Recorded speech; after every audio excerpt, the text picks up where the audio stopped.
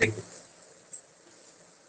ये GS paper number जो third है उसमें ही हम क्या पढ़ना है, बायोलॉजी। बायोलॉजी पढ़ लीजिए ना, साइंस एंड टेक कभी नहीं पढ़ा, ठीक है। और ये आजकल बहुत पीटी में भी बहुत आता है, बायोलॉजी नहीं आती, बायोलॉजी के एक आध क्वेश्चन आता है, ठीक है। लेकिन पढ़ना तो बायोलॉजी भी है, ऐसा नहीं। साइंस एंड टेक कभी नहीं पढ़ा, ठीक है, इसलिए इसको पढ़ा रहे हैं, ठीक है। जीएस पेपर थर्ड, ठीक है। इसका जो यूनिट नंबर है वो है 7। यूनिट नंबर 7 है, क्या दिया है, विज्ञान एवं प्रौद्योगिकी, जिसको कहते हैं तकनीकी। ऐसा लिख दो, प्रौद्योगिकी एवं तकनीकी, या विज्ञान एवं तकनीकी लिख दो, विज्ञान एवं तकनीकी, ठीक है। विज्ञान एवं तकनीकी बहुत इंपॉर्टेंट हो गया है आजकल, ठीक है। वर्तमान समय में देखा जाए तो हर जगह आपने देखा होगा डिजिटल, हम क्लास में डिजिटल ही ले रहे हैं, तो ये सब किसकी देन है, विज्ञान एवं तकनीकी की ही देन है। और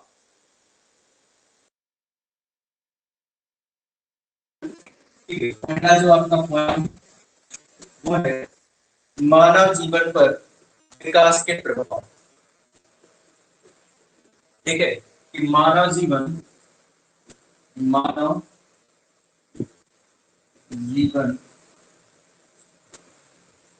पर विकास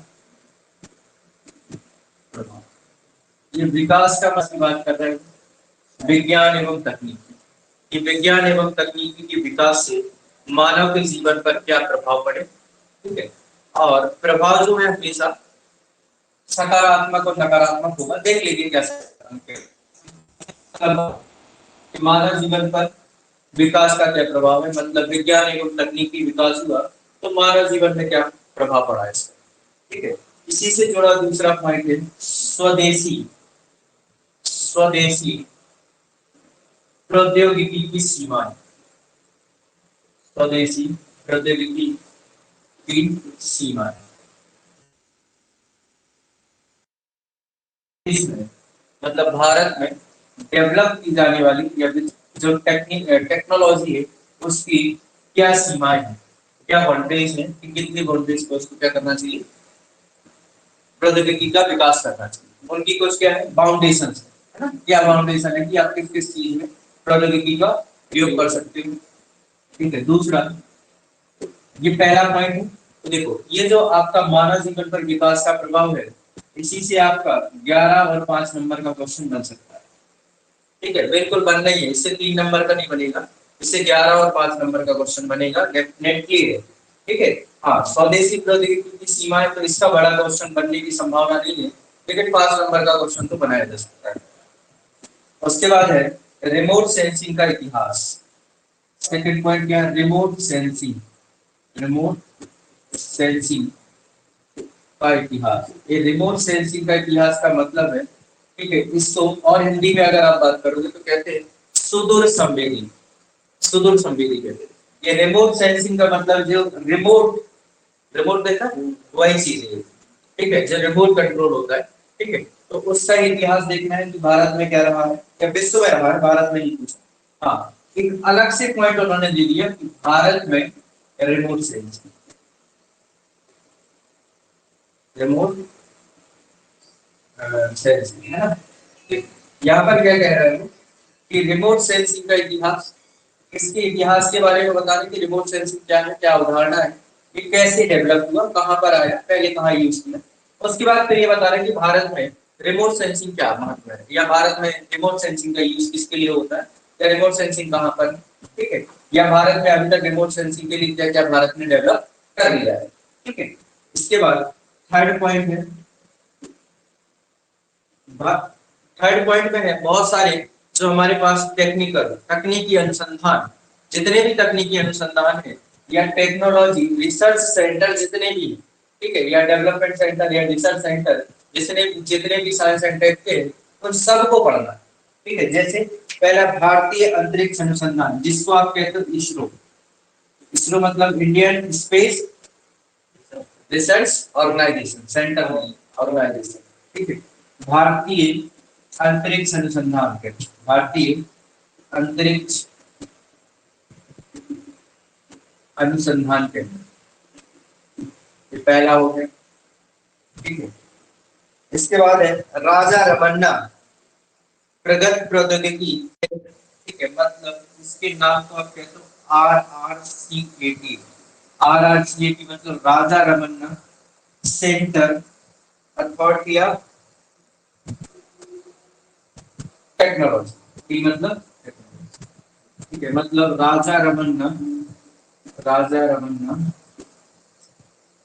रमन्ना प्रगत प्रौद्योगिकी केंद्र, प्रौद्योगिकी,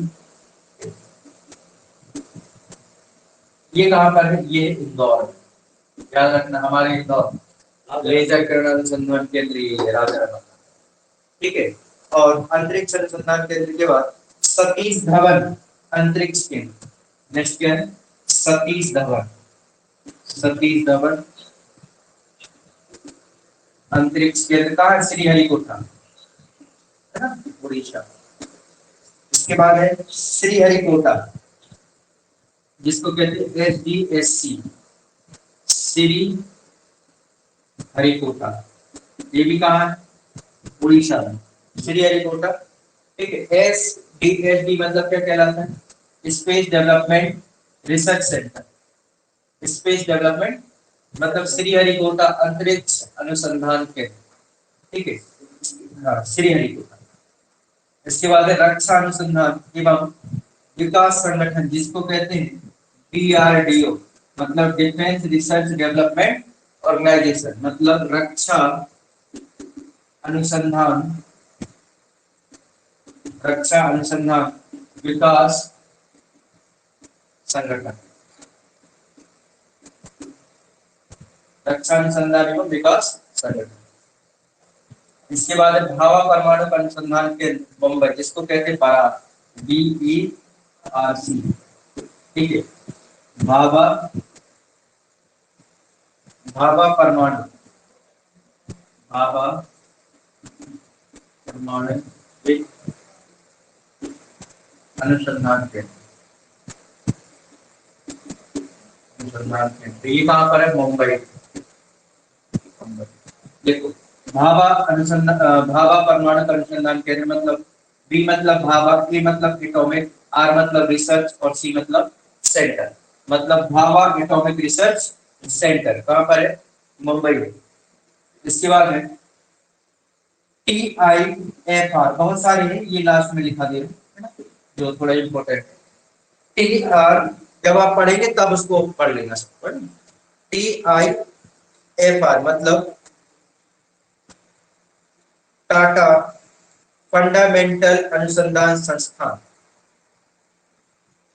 ठीक है, या इसको ऐसा कह सकते हो आप, देखो टाटा, टाटा मूलभूत अनुसंधान संस्थान, टाटा मूलभूत अनुसंधान,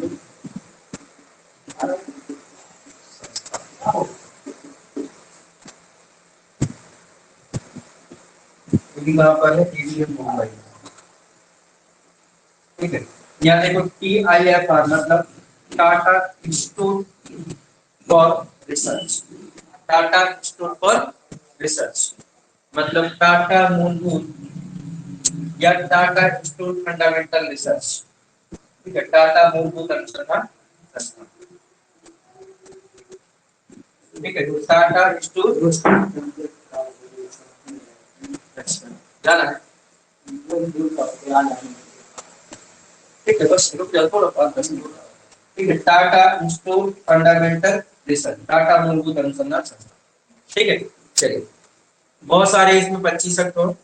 इसके बाद है भू स्तर उपग्रह प्रक्षेपण यंत्र, इनको ठीक है आप देखते चलोगे, उसको हम पढ़ाते चलेंगे। ठीक है, तो पहली चीज यहाँ पर जो आपका पहला पॉइंट है वो क्या है? मानव जीवन पर विकास का प्रभाव, कि मानव जीवन पर विज्ञान एवं तकनीकी के विकास का क्या प्रभाव है, इसको ऊपर हेडिंग में लिखो, इसको हेडिंग में लिखो ऊपर, यही आपका क्वेश्चन भी है।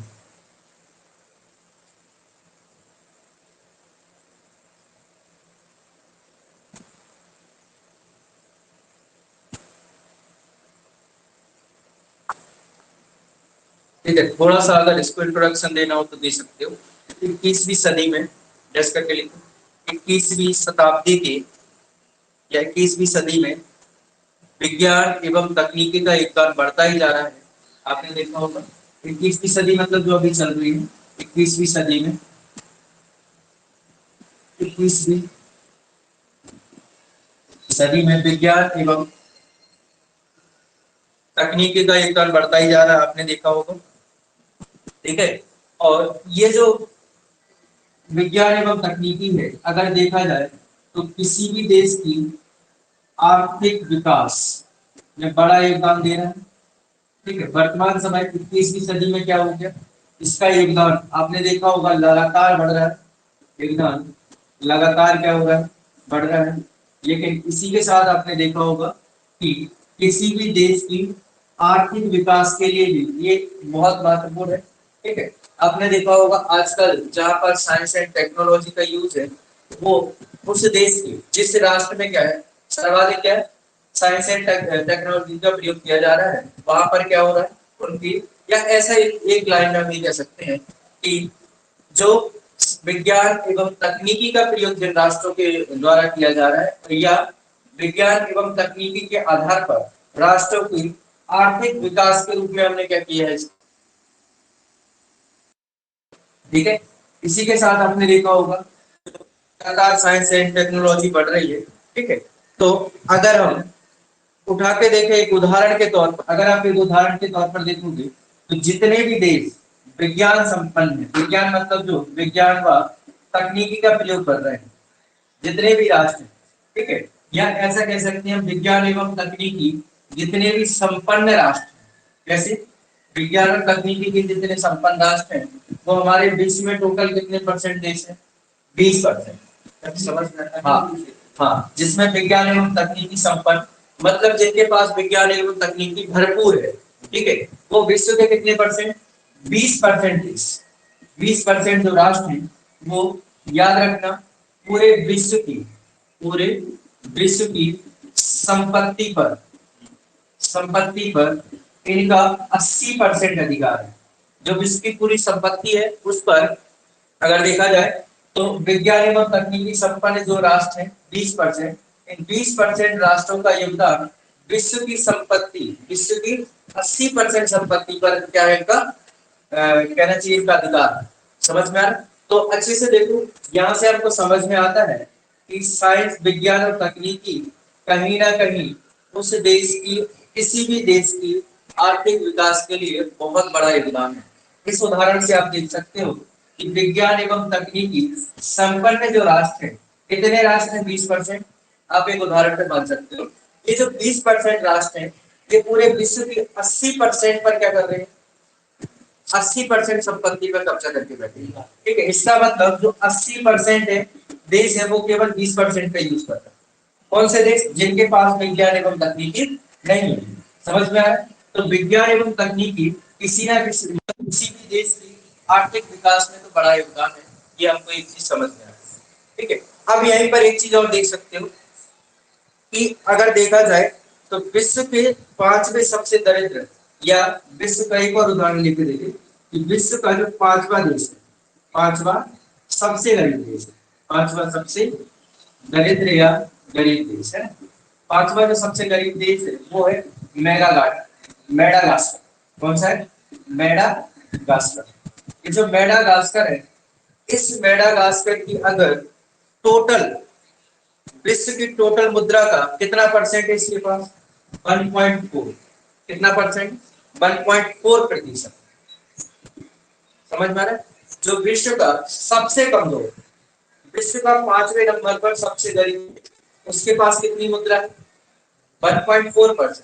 वहीं अगर देखा जाए तो विश्व के जो 358, कितने, 358 जो करोड़पति है, 358 जो करोड़पति है, उनके पास, 358 करोड़पतियों के पास पूरे विश्व के करोड़पति व्यक्ति, ठीक है, 358 करोड़पति व्यक्तियों के पास पूरे विश्व के 2.2 करोड़, 2.2 करोड़ जो लोगों की आय है, उसके बराबर इनकी संपत्ति है।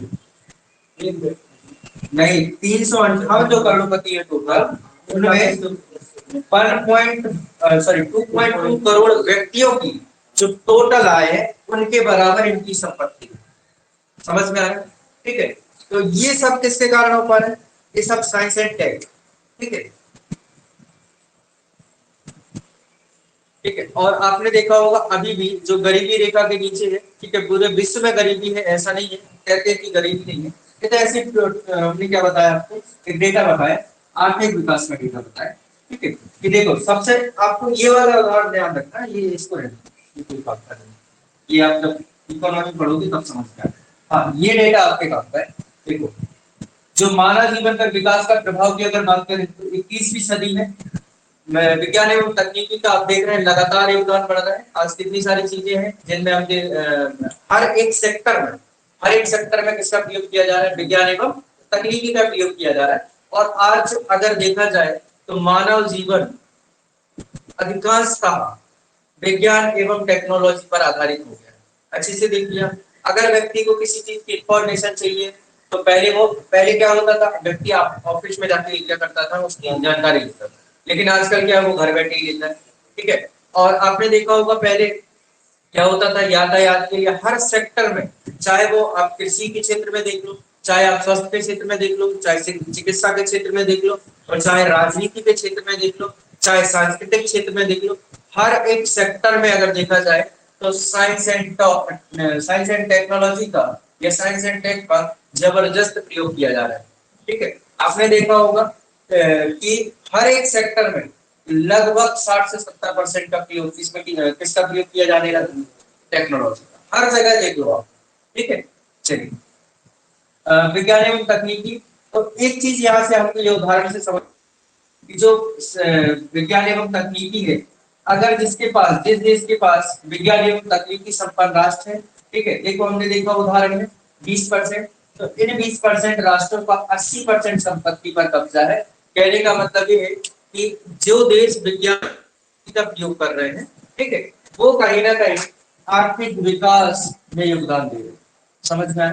कहने का मतलब ये कि अगर हमने देखा किसी देश की अर्थव्यवस्था, तो आजकल विज्ञान एवं तकनीकी, वर्तमान समय में विज्ञान एवं तकनीकी उसकी अर्थव्यवस्था में रोल अदा कर रही है। ठीक है, ठीक। अब आपने देखा होगा आज भी वर्तमान समय में, ठीक है, ऐसा करके हम कह सकते हैं कि वर्तमान समय में अगर देखा जाए तो विज्ञान एवं तकनीकी का भरपूर प्रयोग किया जा रहा है इन 5 सेक्टर में। लगभग ये मुख्यतः 5 सेक्टर है या 5 प्रमुख कहना चाहिए क्षेत्र है जहां पर पूरे के पूरे राष्ट्र क्या कर रहे हैं, सर्वाधिक महत्व दे रहे हैं किस पर? विज्ञान एवं तकनीकी। पहला, राजनीतिक क्षेत्र। राजनीतिक क्षेत्र में विज्ञान एवं तकनीकी से क्या किया जा रहा है? विज्ञान एवं तकनीकी के माध्यम से आपने देखा होगा समस्याओं का निदान हो रहा है। देख लो अच्छे से हो रहा है। टोल फ्री नंबर लगाओ, सीएम हेल्पलाइन 181, तुरंत समस्या का निदान। किसी योजना आई कोई, ठीक है, तो अब यहाँ पर क्या घर घर योजना का वो नहीं किया जा रहा, डायरेक्ट ऑनलाइन वर्चुअली माध्यम से भी कर सकते हो आप, मुख्यमंत्री से डायरेक्ट बात कर सकते हो जो भी गवर्नमेंट, ठीक है, उससे क्या। और आजकल आपने देखा होगा कि समाचार के माध्यम से या जो समाचार प्लेटफॉर्म होता है चैनलों के माध्यम से आपने देखा होगा बहस होती है, ठीक है, जनसंवाद होता है कि उस जनसंवाद में व्यक्ति जो है अपनी क्या कर सकता है, समस्याओं को उनके सामने रख सकता है, जिसके वो निदान के लिए क्या होंगे, निदान करेंगे। ठीक है, पहले क्या होता था, पता चले मुख्यमंत्री बन गए, कोई जानता ही नहीं। ठीक है, जो कहना चाहिए ग्रामीण क्षेत्र है, उस ग्रामीण क्षेत्र में क्या होता, पहले मुख्यमंत्री को जानते ही नहीं था कौन मुख्यमंत्री। अगर आज से 10 से 15 साल के पहले की बात की जाए तो अधिकतर ये लोग नहीं जानते थे। ठीक है, चलो जैसे जैसे मुख्यमंत्री के बारे में जान लिए तो पूरे मंत्री नहीं जानते। आज देखिए, भले वो पढ़ा या लिखा ना हो, तब भी मुख्यमंत्री को जानता है, कृषि मंत्री को जानता है, गृह मंत्री को जानता है, हर एक व्यक्ति को जानता है। ठीक है, इतना तक कि आजकल तो व्यक्ति सेक्रेटरियों को जानने लगे कि सेक्रेटरी क्या होता है। ठीक है, तो ये सब किसका कारण है? ये विज्ञान एवं तकनीकी का कारण। तो राजनीतिक क्षेत्र में जबरदस्त इसका प्रयोग किया जा रहा है समस्याओं के निदान के लिए। ठीक है, बहुत सारे निदान बनाए जा रहे हैं। ठीक है, जैसे आपने देखा होगा आजकल ऐप्स बना दिए जाते हैं निदान के लिए। अगर आपके यहाँ समस्या है तो समस्या को इस एप्स में रिकॉर्ड करो, भेज दो। जैसे स्वच्छ भारत अभियान का एक एप्स चलता है, ठीक है, एक भूदान एप्स चलता है, ठीक है, मतलब वायुमंडल के जो एनवायरमेंट है उसको सुरक्षा करने के लिए एप्स चल रहा है, ठीक है। तो ये राजनीतिक क्षेत्र आप देखिए, ठीक है, राजनीतिक क्षेत्र में किसके लिए इसका प्रयोग, समस्या के निदान के लिए। दूसरा सेक्टर है जो बहुत इंपॉर्टेंट है, ठीक है, दूसरा है अंतरराष्ट्रीय क्षेत्र। अंतरराष्ट्रीय, अंतरराष्ट्रीय में किसके लिए किया जा रहा है, अंतरराष्ट्रीय क्षेत्र में।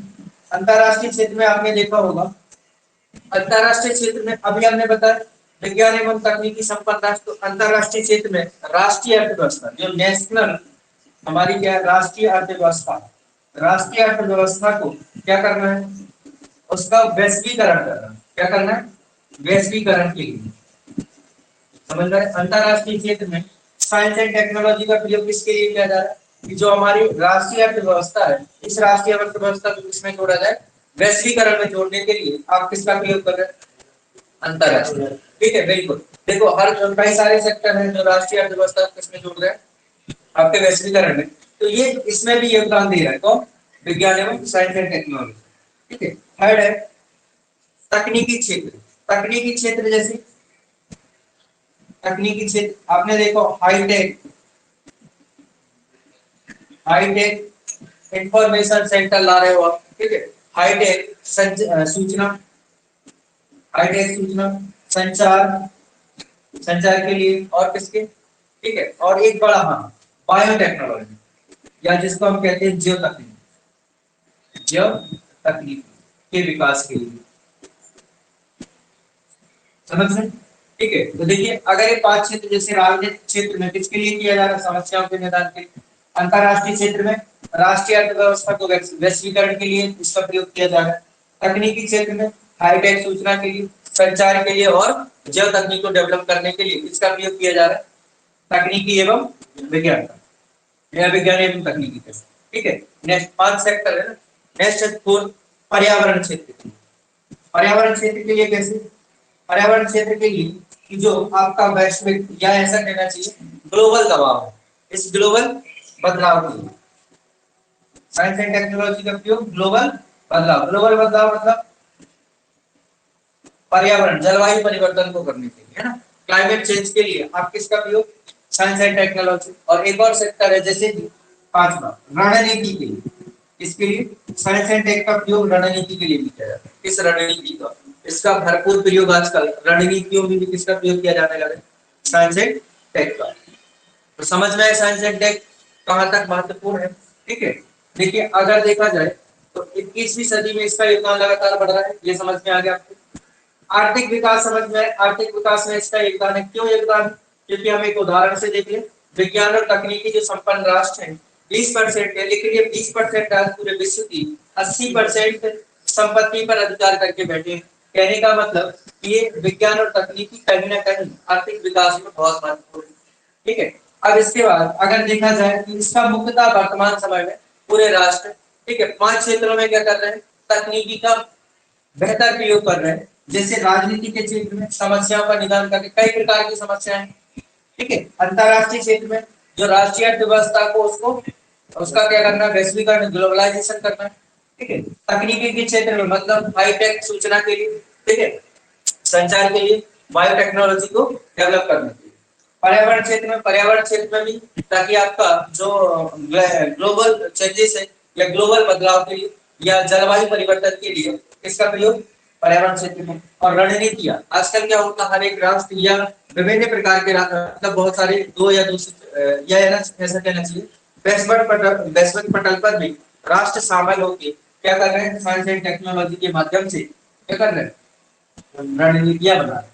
वर्चुअली सम्मेलन देखे होंगे, कितने सारे वर्चुअली सम्मेलन होते हैं, उनमें रणनीति बन, ये सब किसके कारण हो पाता है, कोरोना काल के समय देखा जाए तो अच्छी खासी रणनीतियां बनाई गई, ठीक है। या फिर आपने देश के अंदर देखा होगा, वैश्विक पटल पे देखा होगा, देखा था जितने कलेक्टर हैं सबको वर्चुअली रूप से जोड़ते थे और सीएम उनसे क्या करते थे, वार्तालाप रणनीति बनाते थे। फिर सीएम क्या करता था, कहना चाहिए पीएम क्या करते थे, हर एक स्टेट के मुख्यमंत्रियों से वहां की राय मशवरा रणनीतियां लेते थे, ठीक है। और इसी आधार पर पूरे विश्व में भी राष्ट्र अध्यक्ष मिलकर क्या करते थे, WHO और पूरे जितने भी राष्ट्र अध्यक्ष हैं उन सब से मिलकर क्या रणनीतियां बनाते थे।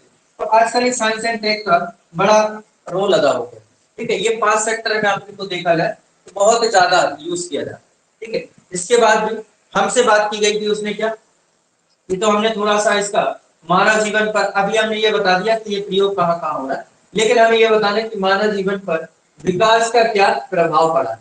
ठीक है, तो प्रभाव को एक एक प्रभाव को देखेंगे। ठीक है, यहाँ तक नोट करिए। थैंक यू, जल्दी करो,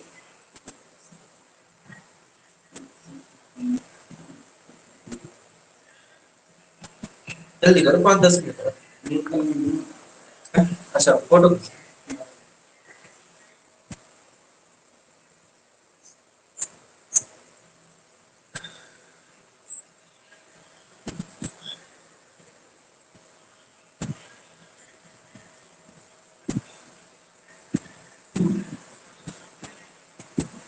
ठीक है, चलिए अब पहला पहला इफेक्ट देखते हैं कि साइंस एंड टेक्नोलॉजी का राष्ट्रों पर क्या प्रभाव है।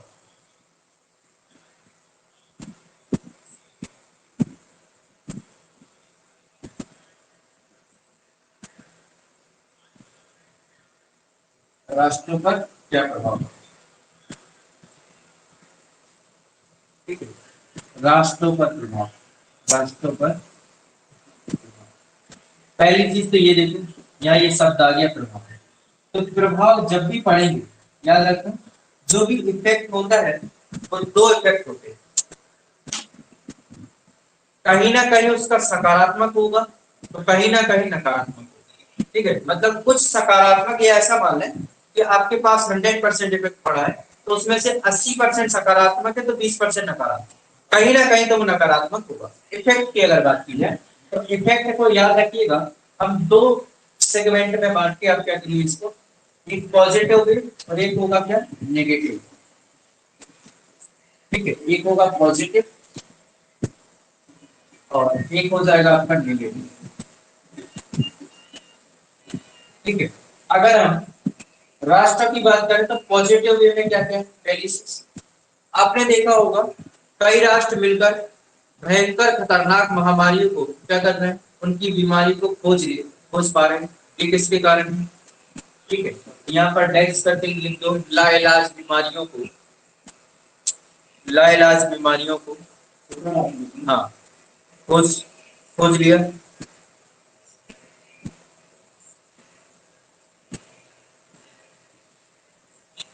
ठीक है, और भयानक खतरनाक बीमारियों, भयानक खतरनाक बीमारी से बचाव। ठीक है, और नेक्स्ट सकारात्मक लिख सकते हो कि ऊर्जा। ठीक है, ऊर्जा की डेवलपमेंट, इससे क्या हुआ, ऊर्जा ऊर्जा डेवलप हो रही है। साइंस एंड टेक्नोलॉजी से नए नए तरीके से हम ऊर्जा को डेवलप कर रहे हैं। ठीक है, मतलब बड़े बड़े यंत्र बना रहे हैं। यहाँ पर मनुष्य या मानव, मानव क्या हो रहा है, परिश्रम मुक्त हो रहा है। ठीक है, परिश्रम मुक्त मतलब जहां पर भारी भरकम मेहनत लगती थी, वो मेहनत के कामों के लिए क्या कर दिया आपने, जहां पर मान के चलो किसी काम को करने के लिए 20-25 लोग लगते थे, ठीक है, इतनी बड़ी संख्या में नहीं मिलते थे, या फिर कहना चाहिए बहुत ज्यादा खतरनाक काम था, ऐसे कामों के लिए मानव परिश्रम मुक्त हो गया, वहां पर मशीनों के द्वारा काम किया जा रहा है। ये भी किसके कारण, साइंस एंड टेक्नोलॉजी के कारण। ठीक है, अगर देखा जाए तो इसका और सकारात्मक प्रयोग क्या, कि औद्योगों में, ठीक है, औद्योगों में औद्योगिक उत्पाद उत्पाद प्रक्रिया में भी किसका प्रयोग किया जा रहा है, साइंस एंड टेक का, ये इसमें भी महत्वपूर्ण हो रहा है। ठीक है, इसी के साथ आपने देखा होगा करोड़ों लोग, कितने करोड़ों लोग लिखित मतलब लिखकर या लिखित दृश्य दृश्य या श्रव्य, मतलब करोड़ों लोग लिखकर या दृश्य मतलब देखकर या बोलकर, समझ में आ रहा है। ठीक है, क्या कर रहे हैं, संदेश को प्रसारित कर रहे हैं किसी भी देश में। देश के, विश्व के किसी भी कोने में हो, व्यक्ति उससे क्या हो जा रहा है, कनेक्ट हो पा रहा है। ठीक है, इसी के साथ आपने देखा होगा कि सकारात्मक अगर देखा जाए साइंस एंड टेक्नोलॉजी में एक www वेब पेज है। इस वेब पेज पर जो वेब पेज पर इसके पृष्ठ पर क्या है, आपको लाखों करोड़ों इंफॉर्मेशन डली है, लाखों करोड़ों सूचनाओं के बारे में क्या हो रहा है, आपको सूचनाओं की जानकारी मिल रही है। ठीक है, जो www में करोड़ों सूचनाओं की जानकारी मिल पा रही है।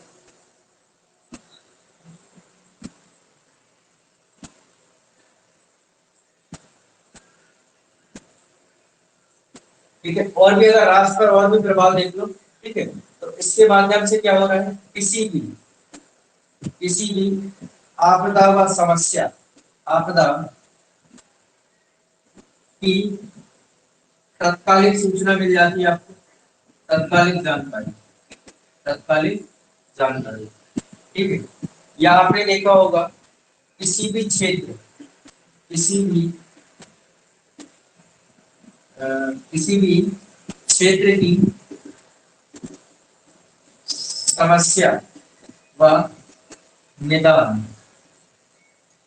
समस्या और निदान के लिए भी इसका प्रयोग किया जाता है। ठीक है, यहीं पर आपने देखा होगा कि और भी इसके सकारात्मक प्रभाव हो सकते हैं राष्ट्र में। ठीक है, राष्ट्र में जैसे कि हाँ, और ये विज्ञान एवं तकनीकी एक चीज और इसके लिए राष्ट्र की एकता, अखंडता, ठीक है, एकता अखंडता व संविधान के सर्वोच्च मूलों का मूलों की पालन हेतु प्रेरित। ठीक है, आज देखो आपने हर घर तिरंगा कार्यक्रम चला रहे हो, हर घर तिरंगा आप कार्यक्रम चला रहे हो। ये हर घर तिरंगा देखो साइंस एंड टेक्नोलॉजी के माध्यम से देश के हर कोने कोने में पहुंच गया है। ठीक है, नहीं तो आपके पास अगर ये साइंस एंड टेक्नोलॉजी नहीं होती तो आप घर घर नहीं पहुंचा पाते, बस वहीं पे आपके मतलब दिल्ली एक बड़े बड़े शहरों में ही हर घर तिरंगा पहुंच पाता। लेकिन आज देखो एक मतलब कहना चाहिए एक एक घर में, समझ में आ रहा क्या, हर घर तिरंगा अभियान पहुंच गया। ये किसका है, साइंस एंड टेक्नोलॉजी का है। ठीक है, जिससे क्या हो रही है, राष्ट्र की एकता अखंडता और संविधान के सर्वोच्च मूल्यों के पालन के लिए प्रेरित हो रही है। ठीक है, और एक तरीके से कहना चाहिए राष्ट्र हित या राष्ट्रवाद जो क्या हो रहा है उसकी राष्ट्रवाद की क्या हो रही है, भावना को जागृत हो रही है। ठीक है, कई सारी चीजें आप देखते हो। ठीक है, आपने देखा होगा स्पोर्ट्स में भी। ठीक है, आजकल देखो व्यक्ति तरह तरह के स्पोर्ट, जैसे बहुत सारे कॉमनवेल्थ गेम, राष्ट्रमंडल खेल, इनके माध्यम से लोग क्या कर रहे हैं, नए नए क्या कर रहे हैं, खेलों की स्पर्धा में प्रतियोगिता बढ़ रही है। जैसे अभी एक आपने देखा होगा कौन सी कहना चाहिए, लॉन बॉल एक स्पोर्ट होता है। ठीक है, उसमें हमारे इंडिया की जो वुमेन्स है, 4 वुमेन्स, उन्होंने कॉमनवेल्थ में गोल्ड जीता है।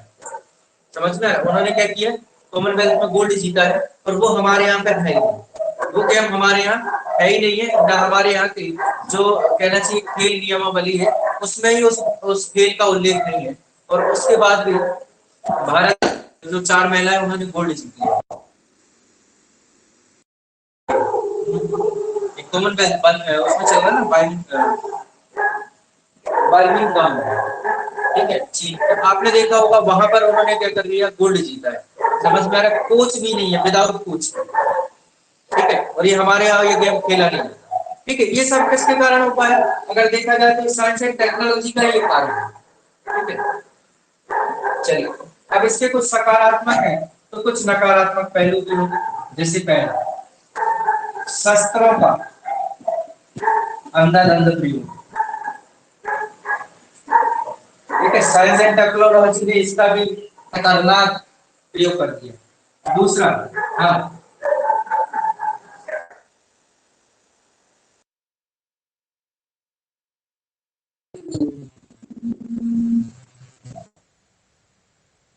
जलवायु परिवर्तन का प्रतिकूल प्रभाव। जलवायु बीमारियां,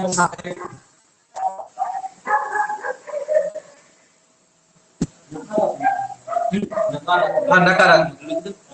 पहला जैसे लिख दो क्या, शस्त्रों का अंधाधुंध प्रयोग,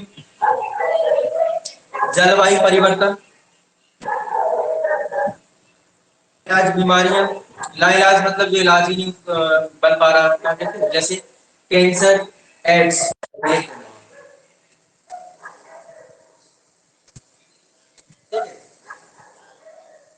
जलवायु परिवर्तन खतरनाक हो रहा है, साइंस एंड टेक्नोलॉजी के माध्यम से हो रहा है। दूसरा लाइलाज बीमारियां, जैसे एड्स, ठीक है, कैंसर, ये सब खतरनाक बीमारी है किसके, साइंस के ही कहीं ना कहीं इसके दुरुपयोग है। ठीक है, चलिए इसके बाद अ, एक और आप यहाँ पर लिख सकते हो कि लगातार लगातार बढ़ती बीमारी, तो कहीं ना कहीं साइंस एंड टेक इसके लिए भी जिम्मेदार है।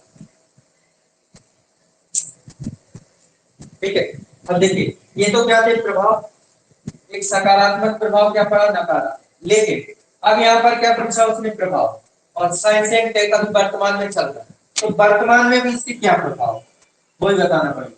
तो डैश करके लिखो वर्तमान में, इसको पैराग्राफ में लिखो, वर्तमान में विज्ञान एवं तकनीकी, वर्तमान में विज्ञान एवं तकनीकी की संरचना में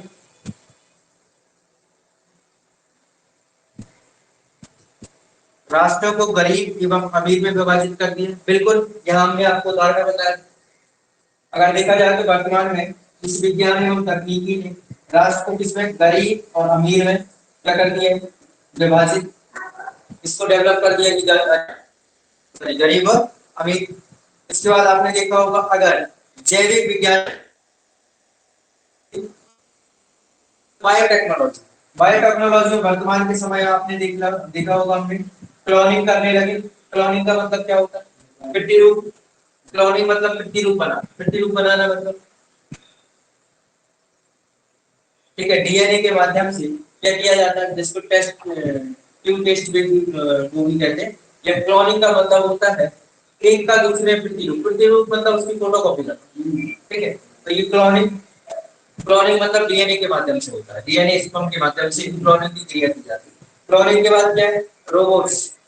ठीक है, या आपने देखा होगा क्लोनिंग के साथ स्टेम, स्टेम कोशिका, स्टेम कोशिकाओं का रिसर्च किया जा रहा है। ठीक है, स्टेम कोशिका का मतलब होता है ये जो स्टेम सेल्स किसमें पाए जाते हैं, स्टेम सेल्स पाए जाते हैं जो आपने देखा होगा शुक्राणु, शुक्राणु के अंदर पाया जाता है कौन सा, स्टेम सेल।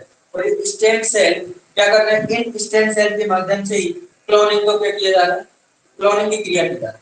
समझ में आ रहा है, जिसको कहते हैं ये स्टेम का जो स्टेम सेल है ये शुक्राणु में होते हैं। ठीक है, तो यहाँ पर जो स्ट्रॉन्ग स्टेम सेल्स है उनका प्रयोग किया जा रहा है। ठीक है, उनको रिसर्च किया जा रहा है। समझ में आ रहा है कि इनसे कई बार क्या होता है, जो स्टेम सेल्स है इन स्टेम सेल से क्या आईक्यू पे भी डिपेंड कर रहा है। ठीक है, क्योंकि स्टेम सेल में डीएनए होगा, डीएनए के आगे, ठीक है, क्लोनिंग का मतलब समझ में आया, तो स्टेम सेल है जो शुक्राणु में पाए जाते हैं उन सेलों को क्लोनिंग के लिए प्रयोग किया जाता है। या उन सेलों को नहीं, आप किसी और से, जैसे आपने देखा होगा देसी गाय को जर्सी गाय का क्या सीमेंस डाल दो तो जर्सी गाय हो जाती है। ये जो सीमेंस होता है इसी को यही कहलाता है क्लोनिंग। समझ में आ रहा है, ठीक है। ये जो स्टेम सेल मतलब कि जो उसमें क्या होगा, स्पर्म होगा, उस इस मतलब जो शुक्राणु होगा उस शुक्राणु को क्या कर दिया आपने, स्ट्रॉन्ग बना दिया। ठीक है, किससे, बायोटेक्नोलॉजी के माध्यम से। समझ में आ रहा है, ठीक है। वो स्टेम कोशिका और क्लोन ये बायोटेक्नोलॉजी में जबरदस्त प्रयोग किया जा रहा है। ठीक है, तो डेस करके लिख दो, जैसे क्लोनिंग, स्टेम कोशिका अनुसंधान एवं अनुवांशिक, ठीक है, क्लोनिंग एवं स्टेम कोशिका अनुसंधान एवं अनुवांशिक अभियांत्रिकी ने हमारे समाज में, हमारे समाज को कहाँ खड़ा कर दिया है, नैतिक प्रश्नों के सम्मुख खड़ा कर दिया है। ठीक है, यहाँ नैतिकता का भी हनन हो रहा है ना। ठीक है, नैतिक प्रश्नों के सम्मुख लाकर खड़ा कर दिया। ठीक है, क्योंकि हमारे यहाँ पर ये देखो अभी जानवरों में चलता है लेकिन ये अब मनुष्य में भी प्रयोग किया जाने लगा। ठीक है, अब मनुष्य में प्रयोग किया जाने लगा तो भारत जैसे सांस्कृतिक देश में ये क्या है, नैतिकता का हनन है।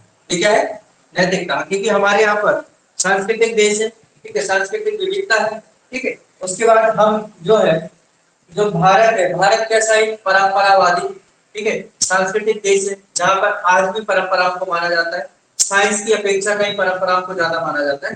तो वो इस साइंस को क्या है, अपने नैतिकता, ये साइंस क्या कर रही है, उनकी नैतिकता का हनन कर रही है। समझ में आ रहा है? समाज के सामने एक बड़ा क्वेश्चन है कि अगर बायोटेक्नोलॉजी में जो साइंस का प्रयोग किया जा रहा है, समझ में आ रहा है, ये समाज के नैतिक मूल्यों को क्या कर रहा है, हनन कर रहा है, ठीक है। तो आप ये कंक्लूजन रूप में लिख सकते हो कि वर्तमान समय में वर्तमान समय में विज्ञान एवं तकनीकी ने क्या किया है, जो देश है उनको गरीब और अमीर में विभाजित कर दिया है, और साथ ही जैविक प्रौद्योगिकी ने या जैव प्रौद्योगिकी ने क्या किया, जैव प्रौद्योगिकी की जो उपलब्धियां जैसे क्लोनिंग और स्टेम कोशिका, ठीक है, इनके अनुसंधान और अनुवांशिक अभियांत्रिकरण, मतलब उसका उस पर क्या करना, रिसर्च करना, ठीक है। क्लोनिंग और स्टेम कोशिका के अनुसंधान के कारण जो समाज है, ठीक है, समाज के सामने एक जटिल प्रश्न खड़ा हो गया है कि या ऐसा कह सकते समाज में, हमारे समाज में क्या हो गया, नैतिकता का एक प्रश्न खड़ा हो गया है समाज के सामने कि इसमें नैतिकता का हनन है या नैतिकता का हनन नहीं है। समझ में आ रहा है? ये समाज के बीच में एक प्रश्न, उनके प्रश्न चिन्ह लग गया है कि क्या साइंस एंड टेक में जो क्लोनिंग और स्टेम कोशिका का प्रयोग किया जा रहा है, ये सही है, नैतिक है, अनैतिक है, ये समाज के बीच में बड़ा क्वेश्चन मार्क है, ठीक है। कई बार अगर देखा जाए तो नैतिकता की ओर झुकाता है, कई बार देखा जाए तो अनैतिकता। अब जिसके पास वो चीज नहीं है, उनको प्राप्त हो जाए तो वो नैतिक है, और अगर दूसरे नजरिए से देखा जाए तो वो अनैतिक है, ठीक है। तो ये प्रश्न चिन्ह है, अभी प्रश्न चिन्ह का बढ़ेगा भारत जैसे देश में, अन्यथा थोड़ा सा समस्या वाली बात है, ठीक है। चलिए, आया समझ में साइंस एंड टेक।